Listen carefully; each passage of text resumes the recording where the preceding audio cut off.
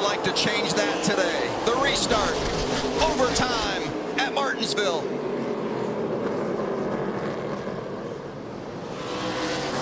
Gilliland did a nice job running the middle of the racetrack down there in 1 and 2. Chastain trying to get to the bumper of Gilliland. He's there, but Gilliland holds him off for now. The white flag is out. Todd Gilliland trying to hold off Ross Chastain. Chastain gives him the bumper. Harrison Burton into Chastain. Burton goes around. Still green, and Gilliland comes through 3. Makes his way through turn 4, and after the longest wait in KBM history, it's Todd Gilliland winning at Martinsville.